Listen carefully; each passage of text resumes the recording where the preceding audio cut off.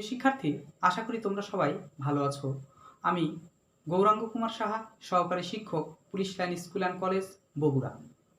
আজকে সপ্তম শ্রেণীর গণিত বিষয় নিয়ে আলোচনা করব। তোমাদের সাথে গত ক্লাসগুলোতে আসলে আমরা পঞ্চম অধ্যায় নিয়ে আলোচনা করছিলাম।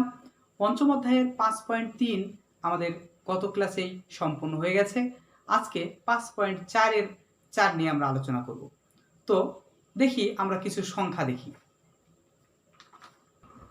প্রিয় শিক্ষার্থী, আমরা কিছু সংখ্যা নিয়ে আলোচনা করি। দেখো এখানে কিছু সংখ্যা লিখেছি কত 12, অর্থাৎ 12 এর গুণনীয়কগুলো হলো 1 2 3 4 6 এবং 12। তো আমরা এই গুণনীয়কগুলো আসলে কিভাবে বের করতে পারি সেটা আমরা এখানে দেখাতেই পারি। যদি আমরা এরকম আগেও করেছি 12 ইকুয়াল টু 1 ইন্টু 12,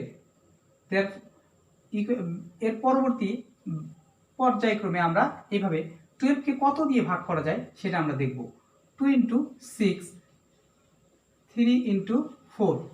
এছাড়া আসলে 12কে আর কোনো সংখ্যা দিয়েই ভাগ করা যায় না। তো এই জন্য 12 এর গুণনীয়কগুলো হবে কত 1 2 3 4 6 এবং 12। অনুরূপভাবে আমরা 18 এবং 24 এর গুণনীয়কগুলো এভাবে বের করেছি।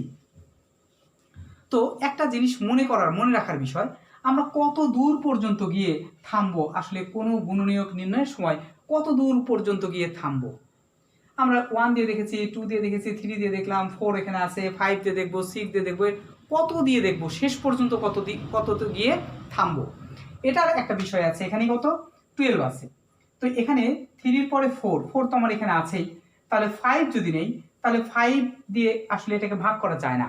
কিন্তু এখানে এমন একটা সংখ্যা আসবে যে সংখ্যার বর্গটা এই সংখ্যাটির চেয়ে বড়, তখন আর আমরা এর পরবর্তী সংখ্যায় যাব না। যেমন যদি আমরা এখানে 5 নেই তাহলে 5 এর বর্গ কত 5 5 25, 25 হচ্ছে 12 থেকে বড়, এই জন্য এর পরবর্তী সংখ্যায় আর আমরা যাব না। তো প্রিয় শিক্ষার্থী, আসো এবার আমরা দেখি এই তিনটা সংখ্যার গুণনীয়কগুলো এখানে আমাদের লেখা আছে। তো এখন এই সংখ্যাগুলোর মধ্যে এই 12, 18 and 24 এই সংখ্যাগুলোর মধ্যে কি কি সাধারণ গুণনীয়ক আছে, এক ব্যতীত কি কি সাধারণ গুণনীয়ক আছে দেখো। এখানে 2 এখানে এখানে এখানে, 3 এখানে এখানে এখানে এবং 6 আছে প্রত্যেকটাতেই। এছাড়া অন্য কোনো গুণনীয়ক আসলে এই তিনটার মধ্যে নেই। তো এখন আমরা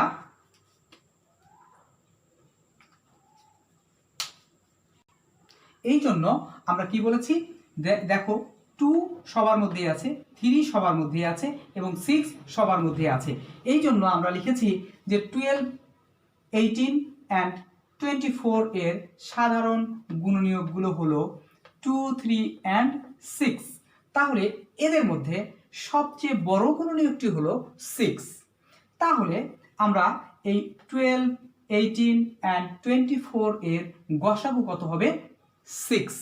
তো প্রিয় শিক্ষার্থী, আমার মনে হয় তোমরা নিশ্চয়ই ধরতে পেরেছো আজকে আমরা কি পড়াবো।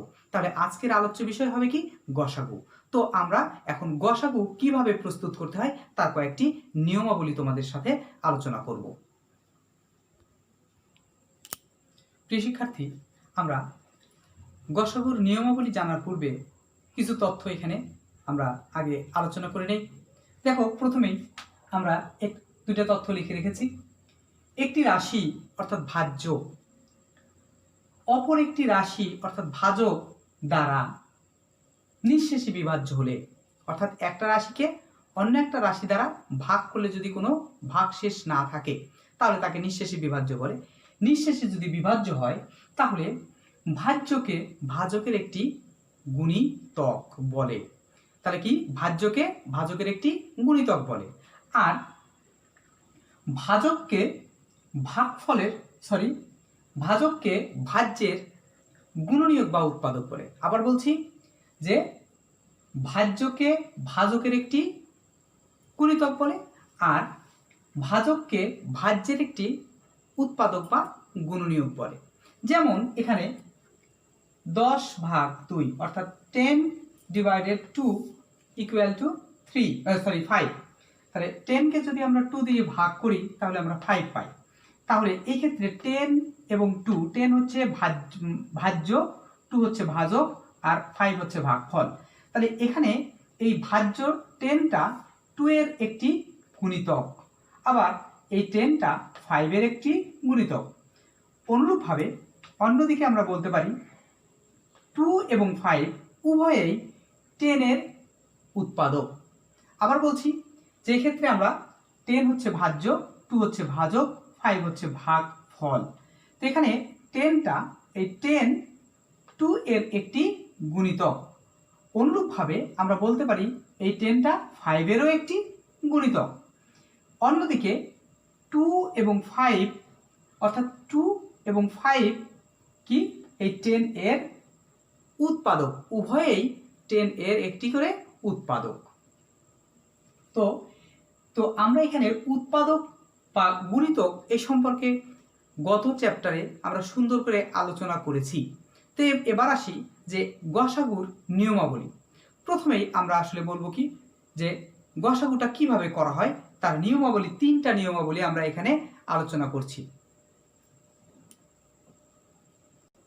প্রিয় শিক্ষার্থী, দেখো আমরা এখানে লিপিবদ্ধ করেছি কিভাবে গসাগু নির্ণয় করতে হয় তার কিছু নিয়ম। পাটিগণিতের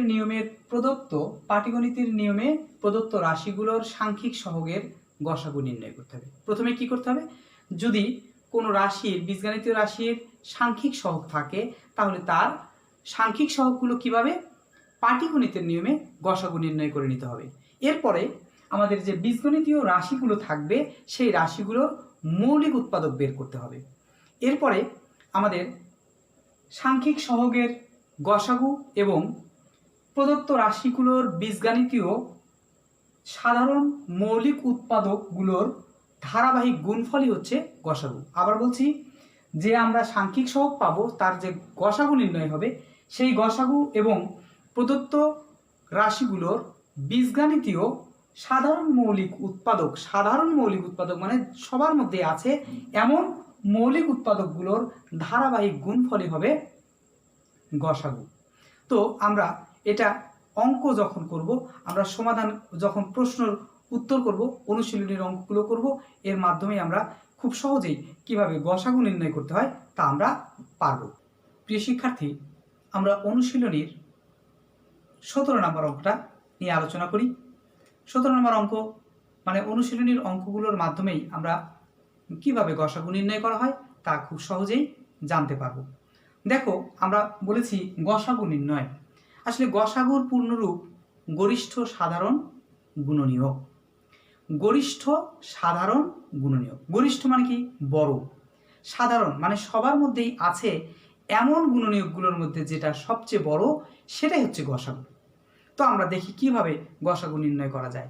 প্রথমেই দেখো এখানে 17 নম্বরের প্রথম রাশি 3a²b²c, এটাকে যদি আমরা ভেঙে লিখি 3 ইন্টু, এখানে a আছে কয়টা, 2টা, b আছে কয়টা, 2টা, c আছে কয়টা, 1টা। অনুরূপভাবে আমাদের দ্বিতীয়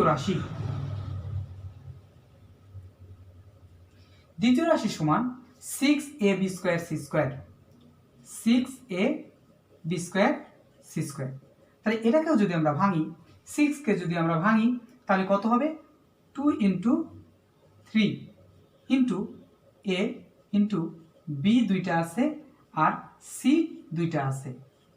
তো আমরা দেখো, আমরা কিন্তু বলেছি সাধারণ গুণনীয়ক, সবগুলোর মধ্যে যেগুলো আছে সেগুলোকে আমরা কি বলি, সাধারণ গুণনীয়ক।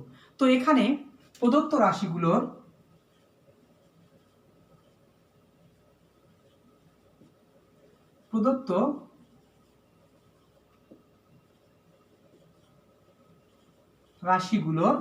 সাধারণ গুণনীয়কগুলো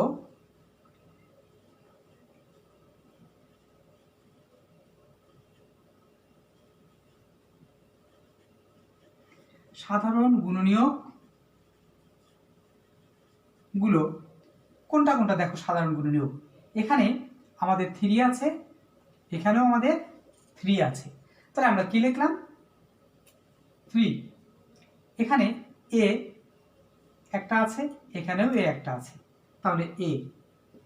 পরে এখানে a আছে কিন্তু এখানে নেই, তাহলে এটা কিন্তু সাধারণ নয়।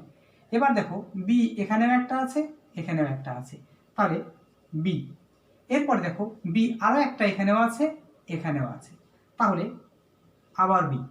এরপরে দেখো সি এখানেও একটা আছে, এখানেও একটা আছে, তাহলে সি আরও একটা গুণনীয়ক। এখানে সি আছে কিন্তু এখানে নেই, সুতরাং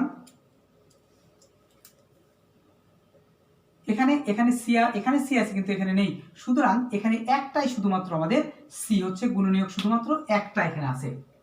তাহলে এখানে আমাদের গুণনীয়ক কয়টা আছে? একটা আছে। সরি, এখানে গুণনীয়ক বানানটা একটু ঠিক করে নেই,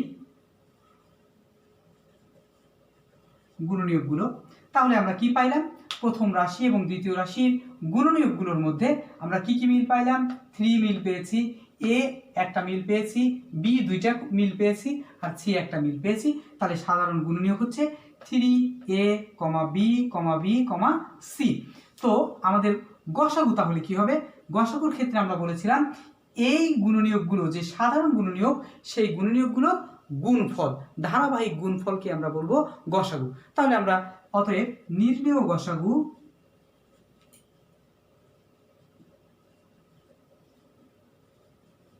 সমান 3 ইন্টু এ into B into B into C, তাহলে 3a বি স্কোয়ার সি।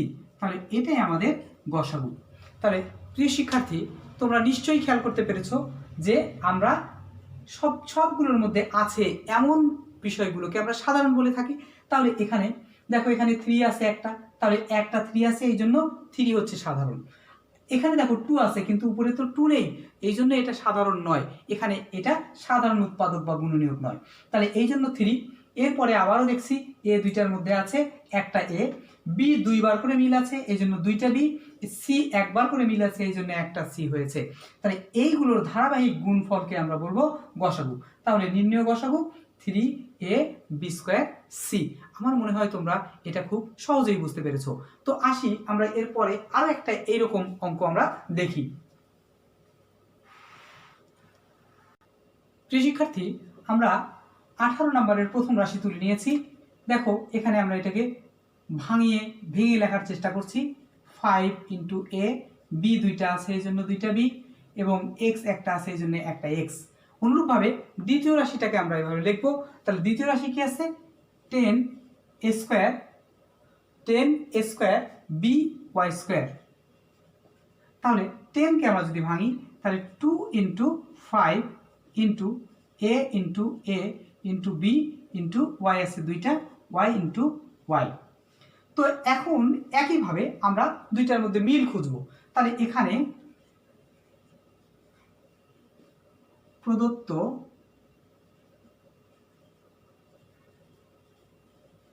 রাশিগুলোর সাধারণ গুণনীয়ক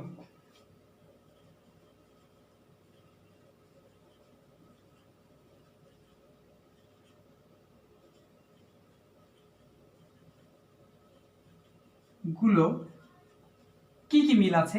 দেখো এখানেও 5 মিল আছে, তাহলে একটা 5। এ এখানে একবার আছে, এখানে দুইবার আছে, তাহলে কোনবার একবার মিল আছে তাহলে এ লিখবো। বি এখানে একবার আছে, এখানে দুইবার আছে, একবার মিল আছে এই জন্য বি একবার লিখবো। ওয়াই মিল নেই, এক্স মিল নেই, তাহলে এটা লেখা যাবে না। তো শুধুমাত্র আমাদের 5a এবং বি এই তিনটা জিনিসেরই মিল আছে, এই জন্য এদের ধারাবাহিক গুণফলে হবে গসাগু। তাহলে অতএব নির্ণেয় গসাগু সমান 5 into A into b equal to 5ab। তো আমরা নিশ্চয়ই খুব সহজেই এটাও আমরা বুঝতে পেরেছি যে এই রাশি দুটির গসাগু হচ্ছে 5ab। তো শিক্ষার্থী, এই রকম যদি একটা করেই আমাদের অংশ থাকে তাহলে খুব সহজেই এভাবে আমরা করতে পারি। তো এবার আসি আমরা আসলে যদি উৎপাদকে বিশ্লেষণ আরো বড় থাকে, আমরা উৎপাদকে বিশ্লেষণ যদি না জানি তাহলে কিন্তু কখনোই লসাগু গসাগু অঙ্ক করা যাবে না। এই জন্য আমাদের পূর্বের অধ্যায়টা খুব ভালো করে উৎপাদকে বিশ্লেষণটা খুব সুন্দর করে আমাদের জানতে হবে। তো আসি এবার আমরা পরের নাম্বার 18 এবং করা শেষ হলো। 19 এবং 20 একইভাবে তোমরা চেষ্টা করবে। আমরা 21 নম্বর অঙ্কটা শুরু করব। প্রিয় শিক্ষার্থী, আমরা 21 নম্বর অঙ্কটা তোলার চেষ্টা করেছি। প্রথম রাশি তুলে নিয়েছি এ স্কোয়ার প্লাস এ বি। দুইটার মধ্যে কি আছে? এ আছে, তাহলে এ যদি কমন নেই এ প্লাস বি বাঁচে। এটা আর কোনো কিছু করা যায় না, এটাই এর উৎপাদকে বিশ্লেষণ শেষ। এরপরে আসি দ্বিতীয় রাশি। দ্বিতীয় রাশিতে আছে এ স্কোয়ার মাইনাস বি স্কোয়ার। তাহলে এ স্কোয়ার মাইনাস বি স্কোয়ারের সূত্র কি?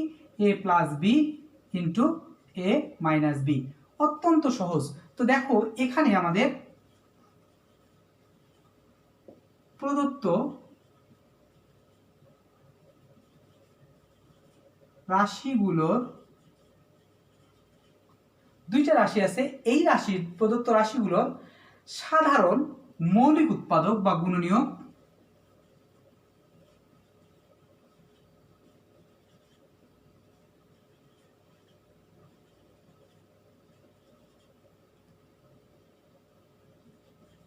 উৎপাদক, দেখো সাধারণ মৌলিক উৎপাদক এখানে এ প্লাস বি।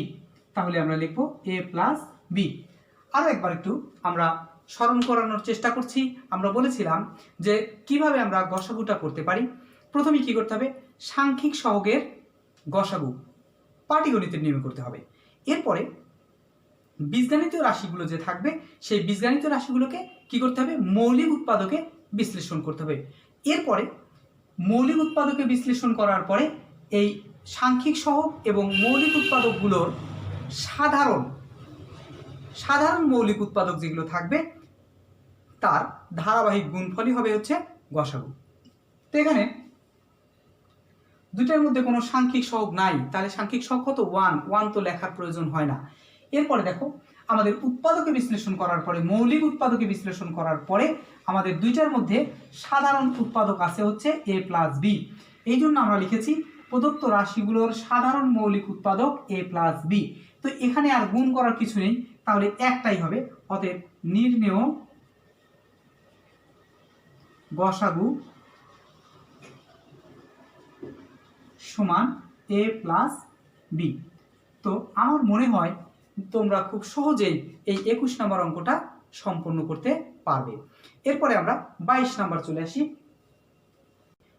প্রিয় শিক্ষার্থী, আমরা 22 নম্বর অঙ্কটা প্রথম রাশি তুলে নিয়েছি। দুইটার মধ্যেই দেখো কি মিল আছে? এক্স এবং ওয়াই মিল আছে। যদি আমরা কমন নেই তাহলে এখানে কি বাঁচবে?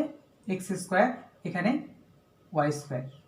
তো দেখো এখানে এক্স ওয়াই ঠিকই আছে, কিন্তু এই দুইটার মধ্যে একটা সূত্র পড়েছে x plus y into x minus y. এরপরে দ্বিতীয় রাশি, দ্বিতীয় রাশিটা কি আছে? X minus y whole square. তাহলে এটা যদি আমরা দ্বিতীয় রাশিটাকে ভাঙি তাহলে কি হবে? X minus y into x minus y. তাহলে একইভাবে এই দুইটা রাশির মধ্যে এদের মধ্যে সাধারণ মৌলিক গুণনীয়ক কি আছে? দেখো এখানে সাধারণ মৌলিক গুণনীয়ক x minus y x minus y, এছাড়া কোনো না কিছুই নাই। তাহলে আমরা লিখতে পারি এই ক্ষেত্রে বা এখানে প্রদত্ত রাশিগুলোর সাধারণ মৌলিক উৎপাদক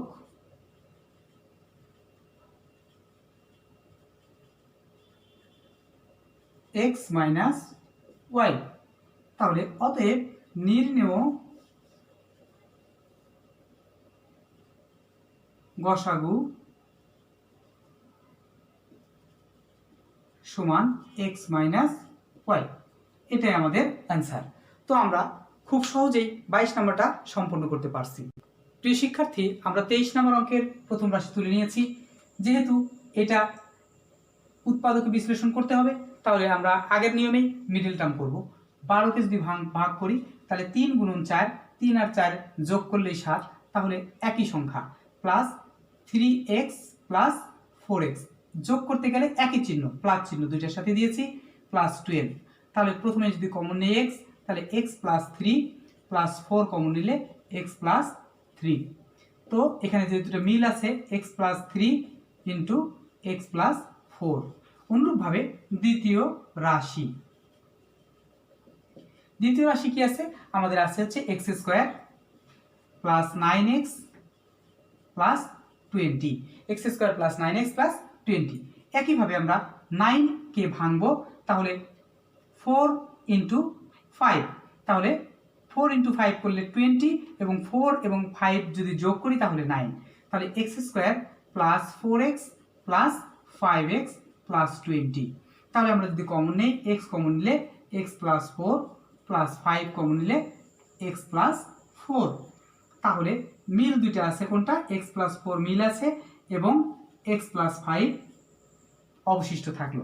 তাহলে এখন এই দুইটা পদের মধ্যে আমাদের সাধারণ গুণনীয়ক কোনটা কোনটা, দেখো x প্লাস 4 x প্লাস 4। তাহলে একইভাবে লিখবো যে এখানে প্রদত্ত রাশিগুলোর সাধারণ মৌলিক উৎপাদক x প্লাস 4। তাহলে এর গসাগু কত, তাহলে অতএব নির্ণেয়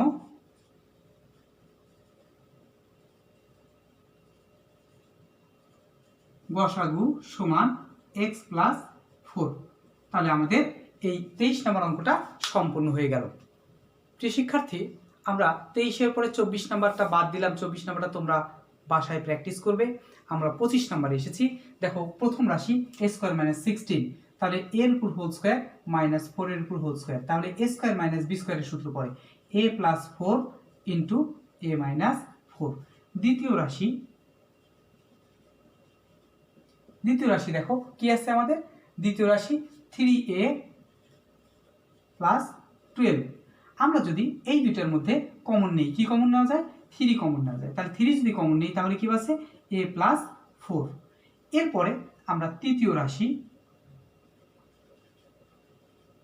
লিখে ফেলি, কি আছে আমাদের তৃতীয় রাশি a square plus 5a plus 4।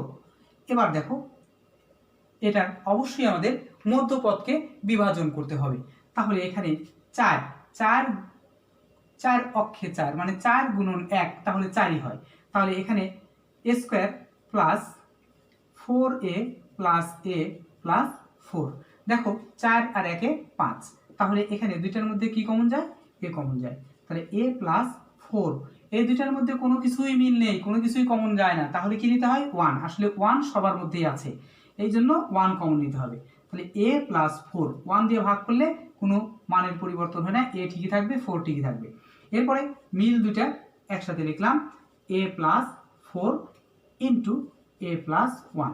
তো একইভাবে এখানে প্রদত্ত রাশিগুলোর সাধারণ মৌলিক উৎপাদক, দেখো সাধারণ মৌলিক উৎপাদক কোনটা, এখানে দেখো সবার মধ্যে আছে, কি আছে, এখানে প্রথম রাশিতে আছে a প্লাস 4 এবং a প্লাস 4, তাহলে হবে কি a প্লাস 4। তাহলে আমাদের অতএব নির্ণেয় গসাগু a প্লাস 4।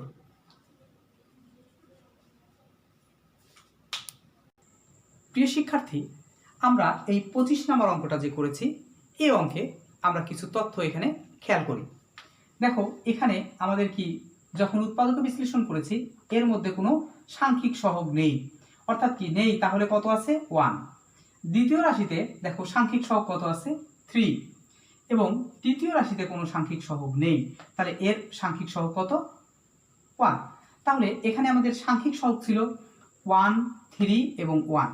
আসলে এই 1, 3 এবং 1 এর গসাগু কত হবে, 1 হবে।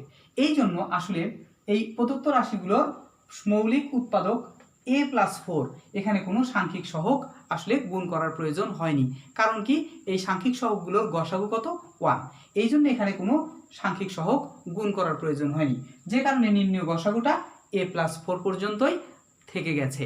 যদি এখানে সাংখ্যিক সহগগুলোর গসাগু 2, 3 বা 4 বা অন্য কোনো 1 ব্যতীত অন্য কোনো সংখ্যা আসতো, তাহলে কিন্তু আমাকে এখানে অবশ্যই গুণ করে লসাগুটা নির্ণয় করা লাগতো।